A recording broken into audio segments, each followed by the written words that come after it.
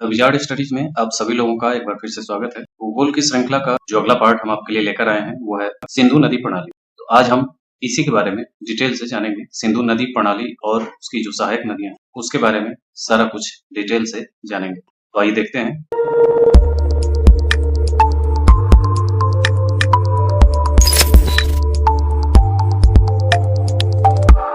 सबसे पहले ये देख लें कि हिमालय की जो नदियां हैं वो मूल रूप से 3 नदी तंत्र में विभाजित है। एक सिंधु नदी तंत्र कहा जाता है, दूसरे को गंगा नदी तंत्र कहा जाता है और तीसरे को ब्रह्मपुत्र नदी तंत्र कहा जाता है।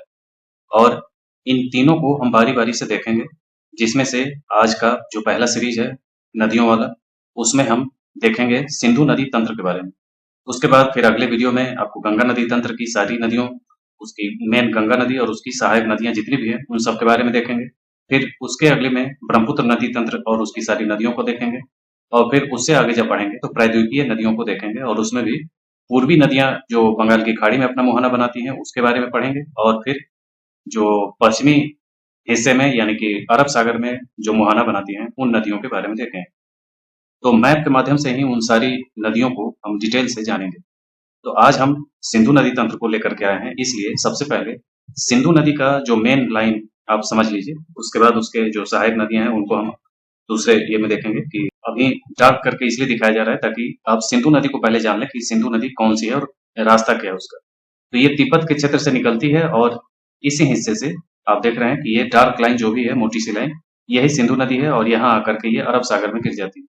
तो ये सिंधु नदी है और उसी की ये सहायक नदियां हैं। तो सिंधु, झेलम, चिनाब, रावी और यहाँ ब्यास है और ये सतलज है। तो ये भारत की ये सारी नदियां। तो सबसे पहले सिंधु, फिर सिंधु, झेलम, चिनाब, यहाँ झेलम लिखा है, सिंधु, झेलम, ये चिनाब है जो यहाँ आकर के मिल रही है। इसी चिनाब में ये झेलम नदी आकर के मिल जाती है और उसी में आगे जाकर के रावी नदी भी मिल जाएगी और फिर ब्यास नदी आकर के सतलज में मिलेगी और सतलज नदी जाकर के वही चिनाब नदी में मिल जाएगी और ये सारी नदियां जाकर के सिंधु नदी में मिल जाएंगी। तो सब इसके बारे में डिटेल से पहले देख लें, सिंधु नदी के बारे में पूरी चीजें कि सिंधु नदी का उद्गम कहाँ है, उसके जो भी तथ्य हैं उसका पहले अध्ययन कर लें। तो ये देखें कि सिंधु नदी का नाम, भारत का नाम सिंधु नदी से ही लिया गया है। जैसे आप अभी चर्चा चली थी कि इंडिया और भारत वाली चर्चा, तो इंडिया और भारत इसके बारे में जो इतिहास में आप पढ़ते हैं तो इंडिया नाम जो है वो इंडस नदी से आया है और इंडस से ही भारत की पहचान बनी है। भारत का जो नाम है जो भरत से आया है, तो वो भरत नाम जो है वो भारत का ऐतिहासिक नाम है, इतिहास से लिया गया नाम है, जो राजा भरत के नाम से या जैन धर्म में राजा भरत रहे उनके नाम से, हिंदू धर्म में भरत रहे उनके नाम से। तो अलग अलग तरीके से तथ्यात्मक वो अलग एक विषय है। और इंडस नाम, इंडिया नाम जो है वो सिंधु नदी से लिया गया है, इंडस नदी से इंडिया नाम पड़ा था। आगे देखें कि यह अपने उद्गम मानसरोवर झील के पास तिब्बत में कैलाश पर्वतमाला के एक ग्लेशियर से ये निकलती है और नंगा पर्वत श्रृंखला तक पहुंच करके फिर उत्तर पश्चिम दिशा में बहती है। तो ये उद्गम है मानसरोवर झील के पास से ही, एक ग्लेशियर है वहीं से ये निकलती है और उत्तर पश्चिम की ओर बहती है और नंगा पर्वत के पास से ये फिर दक्षिण की ओर मुड़ जाएगी। इसकी लंबाई टोटल में 2900 किलोमीटर है। इसकी कुल जल निकासी क्षेत्र जो है इसका 11,65,000 वर्ग किलोमीटर है और इसके आधे से ज्यादा हिस्सा पाकिस्तान के अर्धशुष्क मैदानी क्षेत्रों में इसका फैला हुआ है। भारत और चीन सीमा के पार धार नदी से जुड़ती है। जम्मू कश्मीर में प्रवेश करने के बाद यह नदी लद्दाख और जास्कर पर्वतमाला के बीच से बहती है और यह लद्दाख, बाल्टिस्तान और गिलगित क्षेत्रों से होकर के बहती है। जम्मू एवं कश्मीर में नदी की ढाल बहुत धीमी है, जो लगभग 30 सेंटीमीटर प्रति किलोमीटर के आसपास। जम्मू कश्मीर से होकर बहने वाली सिंधु नदी की औसत ऊंचाई समुद्र तल से लगभग 4000 मीटर। लेह में यह जास्कर नदी से मिलती है और स्कार्दू के निकट लगभग 2700 मीटर की ऊंचाई पर श्योक नदी से मिलती है। यानी कि श्योक नदी से ये क्या मिलेगी, मतलब लेह में ये जास्कर नदी आकर के इसमें मिल जाती है और स्कार्दू में ये श्योक नदी इसमें आकर के मिल जाती है। फिर आगे गिलगित, गर्दांस, द्रास, शिगर, मुजा, ये सिंधु की अन्य हिमालयी सहायक नदियां हैं। यह नंगा पर्वत के उत्तर में स्थित अटक के पास 5181 मीटर गहरी घाटी से होकर के हिमालय को पार करती है। यहाँ यह एक तीव्र दक्षिणी मोड़ मोड़ती है अफगानिस्तान से काबुल नदी अटक के पास सिंधु नदी में मिलती है और इसके बाद पोटवार पठार से होकर बहती है और साल्ट रेंज को पार करती है। साल्ट रेंज पोटवार पठार के दक्षिण पूर्व किनारे पर स्थित है। अटक के नीचे की महत्वपूर्ण सहायक नदियों में कुर्रम, टोज, झोब, गोमल ये सब शामिल हैं। यानी कि ये सब क्रम से हैं, इन सभी को हम अभी देखेंगे।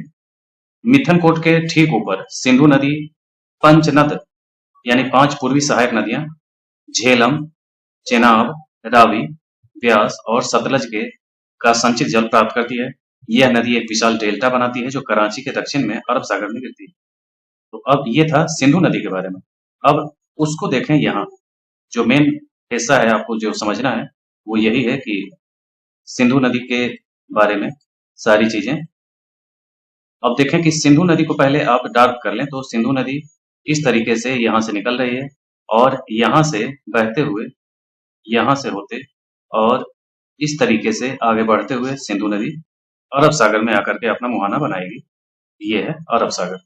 अब इसमें जो सहायक नदी है इसकी, उस सहायक नदी में आपने देखा कि यहाँ एक श्योक नदी है, जो श्योक नदी यहाँ मिल रही है और श्योक नदी उस जास्कर नदी, फिर आगे यहाँ गिलगित, उसके बाद फिर यहाँ से शुरू होता है भारत का हिस्सा, जिस भारत के हिस्से में आप देखते हैं कि यहाँ झेलम नदी है, ये झेलम लिखा है। इस झेलम के बाद यही झेलम आगे बढ़ते हुए, यानी कि यहाँ से ये झेलम ये आगे बढ़ते हुए यहाँ से आगे बढ़ती है और उसके बाद यहाँ से एक चिनाब नदी है, जो ये चिनाब नदी आगे बढ़ती है। तो सिंधु, झेलम, ये चिनाब, इसके बाद ये रावी है और रावी नदी भी यहाँ आकर के मिल जाएगी। इसके बाद ये ब्यास नदी है, तो ब्यास नदी आकर के सतलज में मिलेगी और सतलज नदी तिब्बत से आती है और सतलज नदी यहाँ आकर के सतलज नदी आगे जाकर के मिल जाएगी किसमें, इसी चिनाब में। तो ये चिनाब है और चिनाब जाकर के मिल जाएगी इसमें सिंधु नदी में। तो ये मेन समझना जो है आपको वो ये है कि सिंधु के बाद ये झेलम है, फिर चिनाब है। तो ये चिनाब नदी में झेलम नदी आकर के मिलती है और इसी चिनाब नदी में सारी नदियां यहाँ आकर के मिलेंगी। तो ये आपको केवल याद रखना है, भारत वाले हिस्से के जो भी पंचनद कहे जाते हैं, इसी एरिया को पहले पंजाब कहा जाता था। यानी कि ये पाकिस्तान और भारत दोनों का मिलाकर के पंजाब पहले कहा जाता था। तो इसी को 2 भाग में बांट करके पाकिस्तान पंजाब और भारत पंजाब, भारत वाला पंजाब देख रहे हैं कि यहाँ अमृतसर है बीचों बीच, ये वाला एरिया, तो ये पंजाब का एरिया है। तो ये सिंधु, झेलम, चिनाब, रावी, ब्यास, यहाँ ब्यास है और ये सतलज नदी है। यहाँ सतलज नदी पिछले दर्रे वाले पढ़ते कि सिरकिला दर्रा से होकर के पार करती है और यहाँ आगे बढ़ती है। तो ये मिल करके सिंधु को पूरा का पूरा जल देते हैं और ये अरब सागर में मिल जाते हैं। इसके और भी साफ साफ अगर देखना हो तो इसमें देखें कि ये मानसरोवर झील के पास पोखरछू ग्लेशियर है। पोखरछू ग्लेशियर यहाँ से ये निकलती है और ये मोटी वाली जो लाइन आपको दिख रही है ये इंडस नदी की है। इसके बाद ये झेलम है, फिर ये चिनाब है, यही चिनाब आगे आती है और इसके बाद रावी नदी आकर के मिल जाती है। इसके बाद ब्यास नदी सतलज में मिलती है और सतलज नदी यहाँ से आकर के चिनाब में ही मिल जाती है और ये सब आकर के इसमें मिल जाता है। यहाँ देखें कि जास्कर नदी पहले सिंधु नदी में मिलेगी, यहाँ जास्कर है। इसके बाद श्योक नदी आकर के सिंधु से मिल जाएगी, फिर सुरु नदी आकर के इसमें मिल जाएगी, फिर गिलगित नदी आकर के इसमें मिल जाएगी, फिर यहाँ स्वात नदी आकर के किसमें मिलती है, ये काबुल है। तो ये काबुल में आकर के मिलती है, ये काबुल नदी है और उसी में ये कुनार नदी आकर के मिलती है। यानी कुनार नदी और स्वात नदी ये दोनों काबुल की सहायक नदी।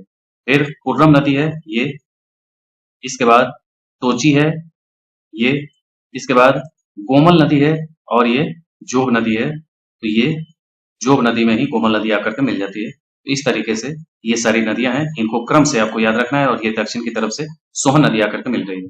अगर इतिहास पढ़े होंगे तो इतिहास में आपको सोहन नदी घाटी पढ़े होंगे, गोमल नदी घाटी पढ़े होंगे, कुर्रम पढ़े होंगे, स्वात पढ़े होंगे और काबुल पढ़े होंगे। ये सब और झोब संस्कृति थी हड़प्पा पूर्व वाले में। तो ये सारी नदियां काफी महत्वपूर्ण है इतिहास के हिसाब से। तो इस सारे को आपको जानना चाहिए और याद रखना चाहिए। तो एक बार आप इसको अच्छे से समझ लीजिएगा, इन सब को साफ कर दें। ये आप चाहें तो इसको अच्छे से जान लें, इसको क्रम से आपको याद कर लेना चाहिए। किसी भी तरीके से सवाल इससे जुड़े हुए आ सकते हैं।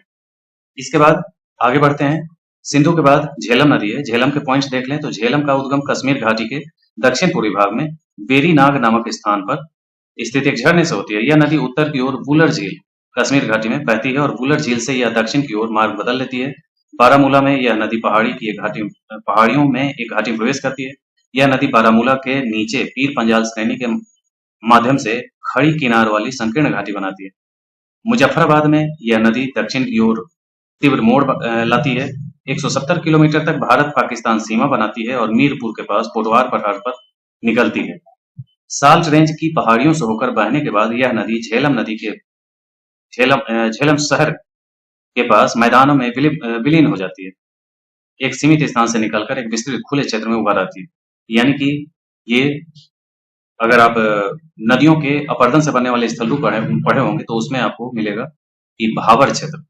तो भाबर, तराई, बांगर, खादर पढ़े होंगे तो भाबर क्षेत्र में नदियां विलुप्त हो जाती हैं और फिर आगे निकल आती हैं किस एरिया में, तो ये भाबर के बाद तराई बनता है, तो तराई वाले एरिया में ये फिर उभर आती है।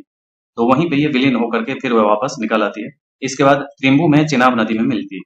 इसकी कुल लंबाई 724 किलोमीटर है और लगभग 160 किलोमीटर तक नौगम्य है।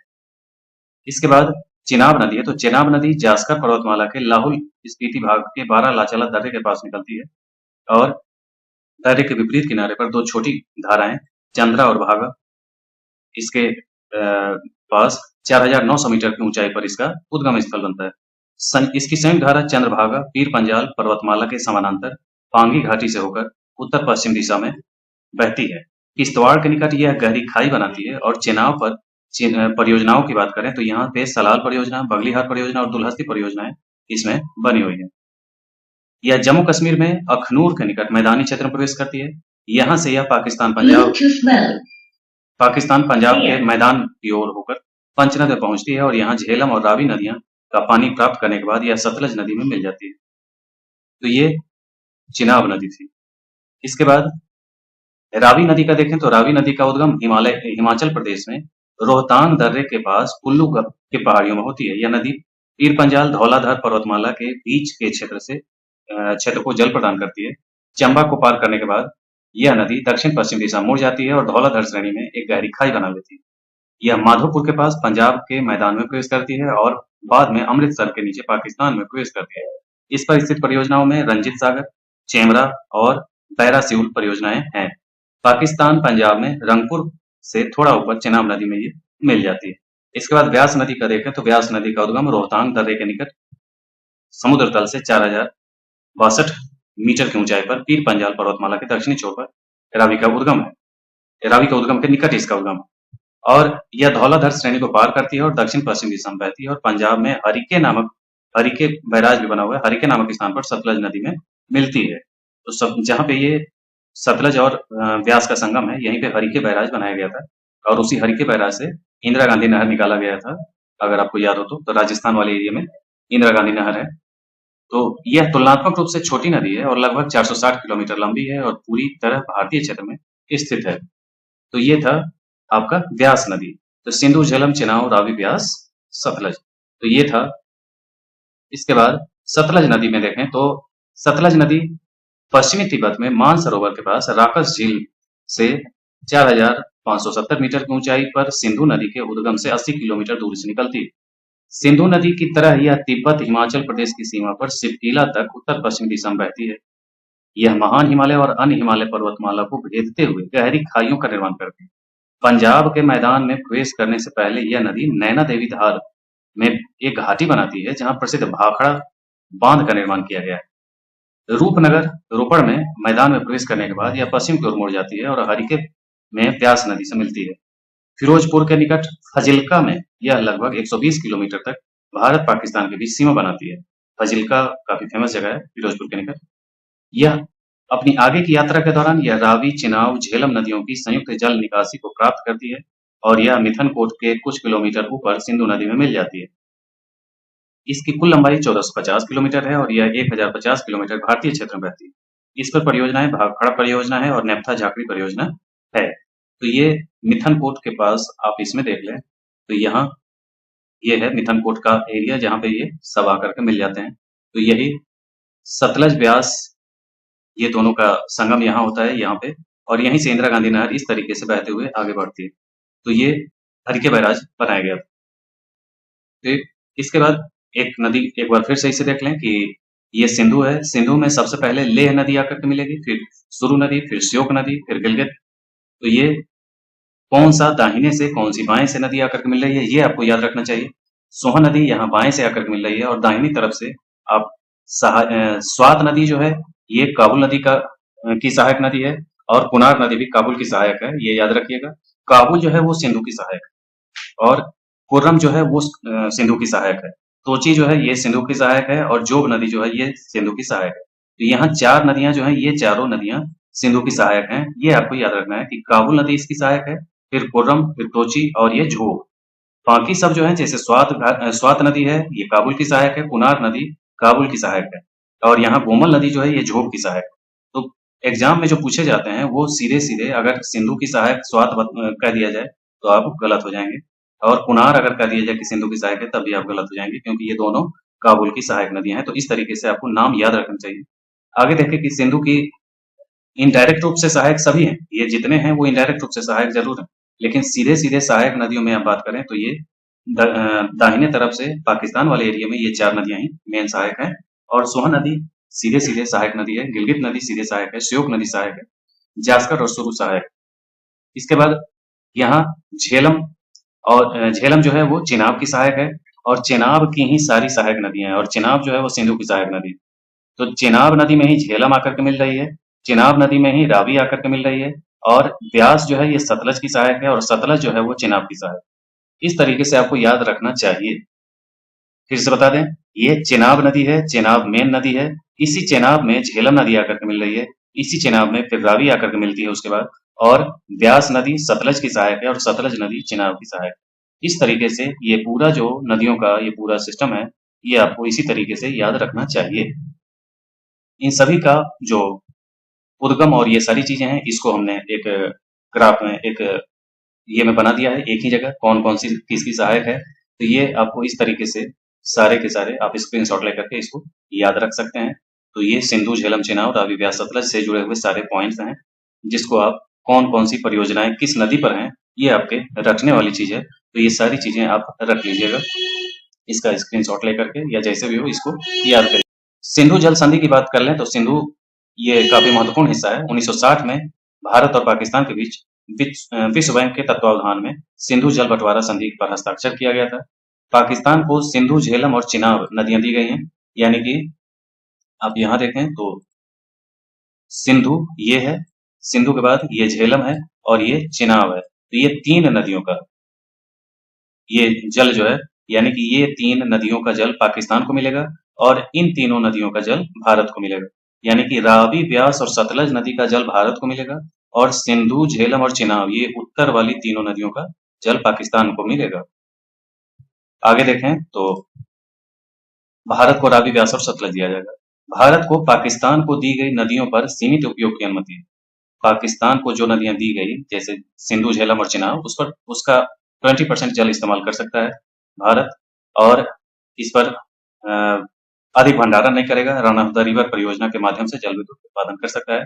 रन ऑफ द रिवर परियोजना कहने का मतलब है कि नदी की जो धारा है जिस स्पीड में है उसी स्पीड में बांध बना करके उतना ही जल आपको छोड़ना है और उसी में आप जल विद्युत बना सकते हैं। स्टोर करके बहुत ज्यादा आप पानी को रोक नहीं सकते और अपने इस्तेमाल के लिए आप पानी को रोक नहीं सकते। शर्त यह है कि भारत इन नदियों की पानी की दिशा नहीं बदल सकता, यानी कि वही जो पानी रोकेंगे जल विद्युत वगैरह बनाने के उद्देश्य से उसको आप अपने तरीके से दिशा बदल करके नहीं ले जाएंगे। इस संधि के अनुसार भारत अपने कुल जल का 20% ही इसका इस्तेमाल कर सकता है, इन तीनों का 20% ही इस्तेमाल करेगा। बाकी रावी ब्यास और सतलज का 80% भारत इस्तेमाल करेगा, 20% पाकिस्तान इस्तेमाल करेगा। तो इस तरीके का ये संधि की शर्तें हैं। ये कुछ परियोजनाएं हैं जो महत्वपूर्ण है, जिसमें किशन गंगा परियोजना, बुलर बैराज या तुलबुल परियोजना 1985 की है, और सलाल बांध और बगलिहार बांध, ये चारों परियोजनाएं डिटेल से आपको रट जाना चाहिए। उसके लिए हमने सारे पॉइंट्स आपको दे दिए हैं, जिसमें किशन गंगा परियोजना का निर्माण भारत द्वारा झेलम नदी पर किया गया था। यह एक रन ऑफ द रिवर परियोजना है जो किशन गंगा नदी के पानी को झेलम नदी बेसिन में एक बिजली संयंत्र में मोड़ने के लिए डिजाइन किया गया है। 2010 में पाकिस्तान ने इस परियोजना के खिलाफ अंतर्राष्ट्रीय अदालत में अपील की थी। तो ये वो परियोजना है जिसमें भारत और पाकिस्तान का विरोध है। तो इस परियोजनाओं के बारे में डिटेल से हमने ये सारा कुछ दे दिया है, इसको आप रट जाएंगे। मेन उद्देश्य था मेरा ये देखने का कि ये मैप के माध्यम से आप इन नदियों को समझ पाएं और उसमें भी उसकी जो सहायक नदी है उसका एक ग्राफ आप समझ पाए, ये नदियां किस तरीके से किसकी सहायक कौन सी है, कहाँ से कैसे आ रही है, इसी के लिए ये वीडियो था। तो ये था आज का सिंधु नदी का सेक्शन। इसी तरीके से ब्रह्मपुत्र नदी और गंगा नदी को लेकर के आएंगे, क्योंकि गंगा सबसे मेन है जो भारत की मुख्य सहायक नदी है, और गंगा की सहायक नदियां भी ढेर सारी हैं, इसलिए उसको अच्छे से पूरा एक एक नदियों को ऐसे ही समझा दिया जाएगा जैसे आपने इन सारी नदियों को देखा है। तो ये था आज का सिंधु नदी तंत्र। मिलते हैं अगले वीडियो में। आज के लिए इतना ही। धन्यवाद।